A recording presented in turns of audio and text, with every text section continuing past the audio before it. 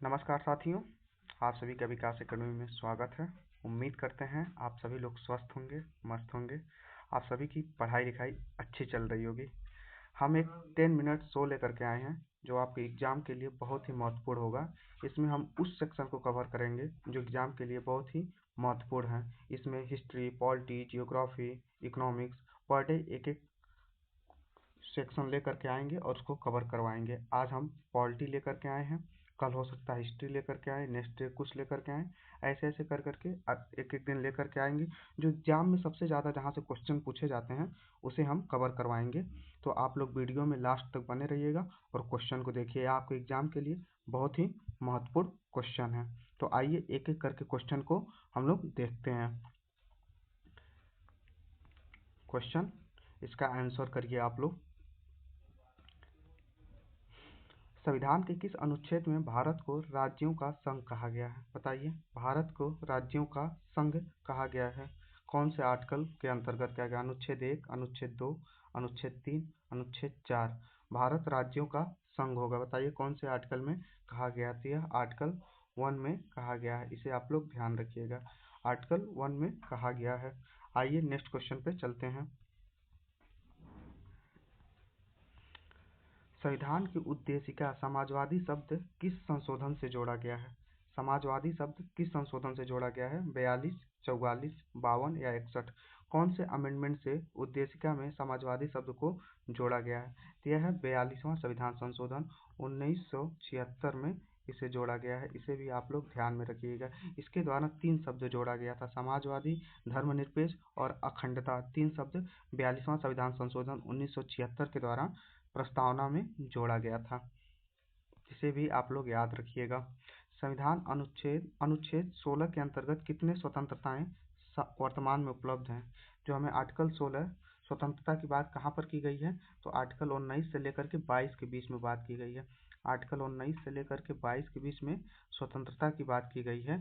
तो वहाँ पर उसमें एक आर्टिकल 19, इसमें कितने प्रकार की स्वतंत्रता की बात की गई है? तो इसमें 6 प्रकार की स्वतंत्रता की बात की गई है। 6 प्रकार के स्वतंत्रता की बात की गई है। तो इसका आंसर ए हो जाएगा। वाक्य एवं अभिव्यक्ति की बात कहाँ की गई है? तो आर्टिकल 19 में ही की गई है। संविधान सभा में उद्देश्य प्रस्ताव किसने प्रस्तुत किया था? उद्देश्य प्रस्ताव किसके द्वारा प्रस्तुत किया गया था? डॉक्टर भीमराव अम्बेडकर, जवाहरलाल नेहरू, डॉक्टर राजेंद्र प्रसाद, सच्चिदानंद सिन्हा। तो बताइए उद्देश्य प्रस्ताव किसके द्वारा प्रस्तुत किया गया था? तो उद्देश्य प्रस्ताव है जो जवाहरलाल नेहरू के द्वारा प्रस्तुत किया गया था। कब? 1946 में। 1946 में संविधान सभा में उद्देश्य प्रस्ताव हुआ था। प्रस्ताव पारित हुआ किसके द्वारा? तो जवाहरलाल नेहरू के द्वारा। और सच्चिदानंद सिन्हा को क्या बनाया गया था? तो अस्थायी अध्यक्ष बनाया गया था संविधान सभा का। आइए नेक्स्ट क्वेश्चन पे चलते हैं। राज्य के नीति निर्देशक तत्वों को लागू करने की बाध्यता किस पर है? राज्य के नीति निर्देशक तथ्यों को लागू करने की बाध्यता किस पर है? नीति निर्देशक डीपीएसपी कहाँ पर है? तो आर्टिकल 36 से लेकर के आर्टिकल 51 के बीच इसे रखा गया है। ठीक है, ये कहाँ पर आता है? तो डीपीएसपी। और इसे कहाँ से लिया गया है? इसको डीपीएसपी शॉर्ट फॉर्म में बोलते हैं। और उसको कहाँ से लिया गया है? तो इसे आयरलैंड से लिया गया है। तो इस निर्देशक को लागू करने की बाध्यता किस पर है? या राज्य पर है। ठीक है, इसका आंसर सी हो जाएगा, राज्य पर है। अनुच्छेद 16 के अंतर्गत दी गई स्वतंत्रताओं को निलंबित किया जा सकता है। अनुच्छेद 16 के अंतर्गत दी गई स्वतंत्रताओं को निलंबित किया जा सकता है। केवल युद्ध में, केवल राष्ट्रपति शासन में, केवल राष्ट्रीय आपातकाल में, या सभी आपातकाल में। जो आर्टिकल 19 के अंतर्गत जो आपको स्वतंत्रता मिली है 6 प्रकार की, उसको कब निलंबित किया जाएगा? तो वह केवल राष्ट्रीय आपातकाल में आपका निलंबित होता है। आर्टिकल 352 के अंतर्गत राष्ट्रीय आपातकाल को आता है। ठीक है, और राष्ट्रपति शासन कब आता है? तो आर्टिकल 356 के अंतर्गत आता है। इसे भी ध्यान रखिएगा। और वित्तीय आपातकाल आर्टिकल 360 के अंतर्गत आता है। जिसे भी आप लोग ध्यान में रखिएगा। तो इसका आंसर सी हो जाएगा। आइए नेक्स्ट क्वेश्चन पे चलते हैं। संविधान की 7वीं अनुसूची किस सिद्धांत पर आधारित है? संघीय व्यवस्था, शक्तियों का पृथक्करण, विधि का शासन या न्यायिक स्वतंत्रता। संविधान की 7वीं अनुसूची किस सिद्धांत पर आधारित है? तो इसका आंसर करिए आप लोग।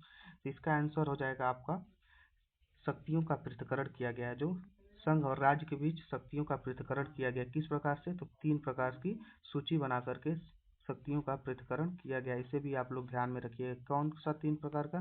तो संघ सूची, संघ सूची बनाया गया है, और क्या बनाया गया है, तो राज्य सूची बनाया गया है, और समवर्ती सूची बनाया गया। क्या, समवर्ती सूची बनाया गया है, इसे भी आप लोग ध्यान रखिएगा, समवर्ती सूची बनाया गया है। और संघ सूची में 100 विषय आते हैं, इसे भी आप लोग ध्यान रखिए। और राज्य सूची में 61 विषय आते हैं, और समवर्ती सूची में 52 विषय आते हैं। संघ सूची पे केंद्र सरकार कानून बनाती है, और राज्य सूची पर राज्यों के द्वारा कानून बनाया जाता है, और समवर्ती सूची पर केंद्र और राज्य दोनों कानून बनाती है। तो 7वीं अनुसूची में क्या किया गया, केंद्र और राज्य के बीच शक्तियों का पृथक्करण किया गया है। तो इसका आंसर बी हो जाएगा। किस प्रकार किया गया, तो 3 प्रकार की सूची बना करके की गई है, इसे भी आप लोग ध्यान में रखिएगा। राष्ट्रपति की क्षमादान शक्ति किस अनुच्छेद में है, बताइए। राष्ट्रपति की क्षमादान शक्ति किस आर्टिकल के अंतर्गत आता है, आर्टिकल 72, आर्टिकल 161, आर्टिकल 124, आर्टिकल 226। तो आर्टिकल 226 क्या है, ये हाई कोर्ट से संबंधित है, ठीक है। यह हाई कोर्ट से संबंधित है, यह क्या करता है, रिट जारी करता है, आर्टिकल 226 के अंतर्गत, ठीक है। यह रिट जारी करता है कौन, उच्च न्यायालय, इसको भी ध्यान में रखिएगा। और राष्ट्रपति की क्षमादान शक्ति है आर्टिकल 72 के अंतर्गत आती है, इसे भी आप लोग याद रखिएगा। राष्ट्रपति की क्षमादान शक्ति तो आर्टिकल 72 के अंतर्गत, और अनुच्छेद 226 के अंतर्गत क्या होता है, हाई कोर्ट रिट जारी करता है। जब आपका मौलिक अधिकार का हनन हो सकता है तो आर्टिकल 32 के अंतर्गत उच्चतम न्यायालय जा सकते हैं, और आर्टिकल 226 के अंतर्गत हाई कोर्ट जा सकते हैं, इसे आप लोग ध्यान में रखिएगा। आइए नेक्स्ट क्वेश्चन पे चलते हैं। मूल कर्तव्यों की संख्या 11 कब हुई, मूल कर्तव्यों की संख्या 11 कब हुई, 42 नंबर संविधान संशोधन, 44वां संविधान संशोधन, 86वां संविधान संशोधन, या 97वें नंबर संविधान संशोधन। 42वां संविधान संशोधन 1976 में मूल कर्तव्य को क्या किया गया था, तो जोड़ा गया था, ठीक है। मूल रूप से कितने था तब, तो मूल रूप से 10 मूल कर्तव्य थे। जब 42वां संविधान संशोधन सरदार सोन सिंह समिति के सिफारिश पर इसे जोड़ा गया, और आगे चल के 86 नंबर संविधान संशोधन 2002 के द्वारा इसमें एक मूल कर्तव्य को और जोड़ दिया गया, तो वर्तमान समय में 11 मूल कर्तव्य हैं, इसे भी आप लोग ध्यान रखिएगा। तो इसका आंसर सी हो जाएगा। संविधान का कौन सा अनुच्छेद उच्चतम न्यायालय को रिट जारी करने की शक्ति देता है, उच्चतम न्यायालय की, यहाँ सुप्रीम कोर्ट रिट जारी करेगा कौन से आर्टिकल के अंतर्गत, तो आर्टिकल 32 के अंतर्गत रिट जारी करता है सुप्रीम कोर्ट। और इसी आर्टिकल को डॉक्टर भीमराव अम्बेडकर के द्वारा संविधान की आत्मा कहा गया, इसे भी आप लोग ध्यान में रखिएगा। संविधान की आत्मा कहा गया है डॉक्टर भीमराव अम्बेडकर के द्वारा, आप लोग याद रखिएगा। और प्रस्तावना को किसके द्वारा कहा गया है, तो ठाकुर भार्गव दास के द्वारा प्रस्तावना को संविधान की आत्मा कहा गया, वो भी याद रखिएगा आप लोग। आइए नेक्स्ट क्वेश्चन पे चलते हैं। संविधान की 9वीं अनुसूची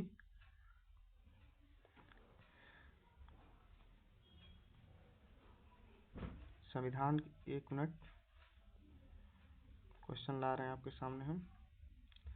संविधान की 9वीं अनुसूची का उद्देश्य क्या था, तो बताइए। 9वीं अनुसूची को प्रथम संविधान संशोधन जब हुआ था आपका 1951 में, संविधान का प्रथम संविधान संशोधन हुआ था 1951 में, उसी समय 9वीं अनुसूची को जोड़ी गई थी। तो उसका क्या उद्देश्य था, मौलिक अधिकार समाप्त करना, गलत है।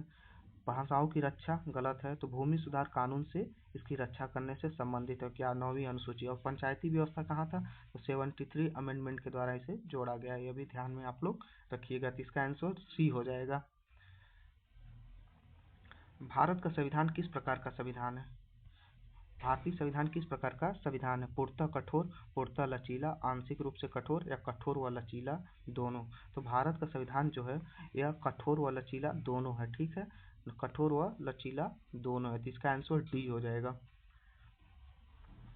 बदल विरोधी कानून किस वर्ष लागू किया गया, बताइए। दल बदल विरोधी कानून किस वर्ष लागू हुआ था, तो कब लागू हुआ था, 1976, 1985, 1991 या 2002।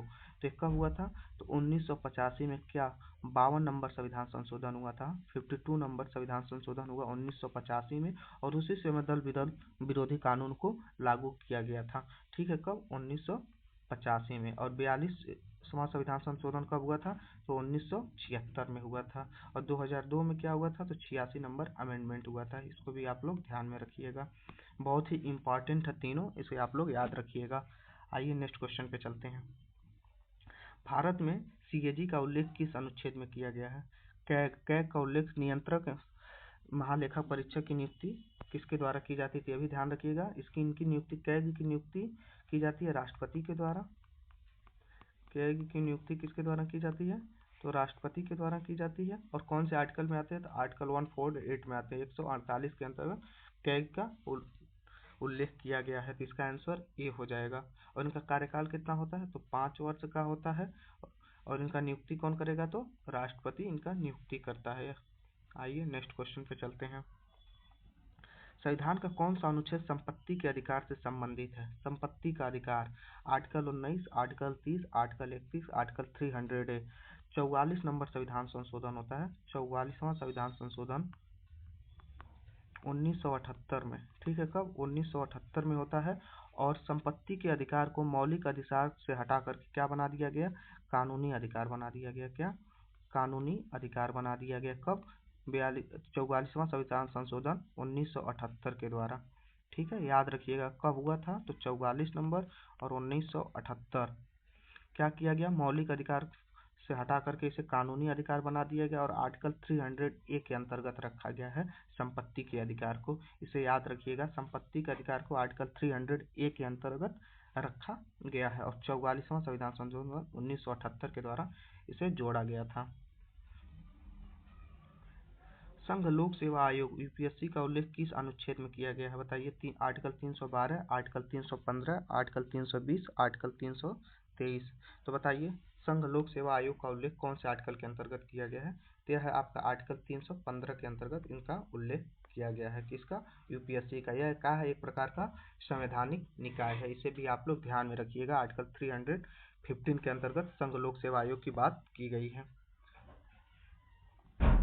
संविधान में लोकतांत्रिक गणराज्य का अर्थ क्या है, लोकतांत्रिक गणराज्य का अर्थ क्या, वंशानुगत शासन, जनता द्वारा निर्वाचित प्रमुख, तानाशाही या धार्मिक शासन। तो इसका आंसर बी हो जाएगा, जनता द्वारा निर्वाचित प्रमुख होगा। ठीक है, जनता के द्वारा अर्थात जनता के द्वारा चुना जाएगा, वही होगा लोकतांत्रिक गणराज्य का अर्थ। तो इसका आंसर बी हो जाएगा। संविधान की प्रस्तावना किससे ली गई है, बताइए। प्रस्तावना कहाँ से ली गई है, अमेरिका से, आयरिश से, फ्रांसीसी से या कनाडाई से। जो प्रस्तावना है संविधान का वह अमेरिका से लिया गया। इसे भी आप लोग ध्यान रखिए, कहाँ से लिया गया है, तो अमेरिका से लिया गया। इसका आंसर ए हो जाएगा। संविधान सभा के संवैधानिक सलाहकार कौन थे, संविधान सभा के संवैधानिक सलाहकार कौन थे, के.एम. मुंशी, बी.एन. राव, अंबेडकर या सरदार पटेल। तो संविधान सभा के संवैधानिक सलाहकार थे बी.एन. राव। ठीक है, बी.एन. राव थे, इसका ऑप्शन बी हो जाएगा। और अंबेडकर क्या थे, तो प्रारूप समिति के अध्यक्ष थे। ठीक है, प्रारूप समिति के अध्यक्ष थे कौन, डॉक्टर भीमराव अंबेडकर। इसे भी आप लोग याद रखिएगा, प्रारूप समिति के अध्यक्ष थे कौन, डॉक्टर भीमराव अंबेडकर। और संवैधानिक सभा के सलाहकार कौन हुए थे, तो बी.एन. राव थे। ठीक है, आप लोग याद रखिएगा इसे भी। संविधान का वास्तविक कार्यकारी प्रमुख कौन है, राष्ट्रपति, राज्यपाल, प्रधानमंत्री या मुख्य न्यायाधीश। वास्तविक, देखिए वास्तविक की बात की जा रही है तो प्रधानमंत्री होते हैं। ठीक है, वास्तविक संवैधानिक की बात की जाएगी तो राष्ट्रपति होंगे। संवैधानिक प्रमुख कौन होता है, तो राष्ट्रपति होते हैं।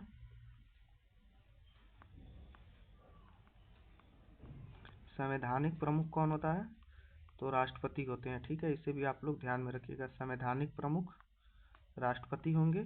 और वास्तविक कार्यकारी प्रमुख कौन होता है, प्रधानमंत्री होते हैं। ठीक है, याद रखिएगा, गलत नहीं होना चाहिए। संवैधानिक पूछे तो राष्ट्रपति करेंगे, वास्तविक पूछे तो प्रधानमंत्री करेंगे। तो 10, इसका आंसर क्या हो जाएगा, सी हो जाएगा। आइए नेक्स्ट क्वेश्चन पे चलते हैं।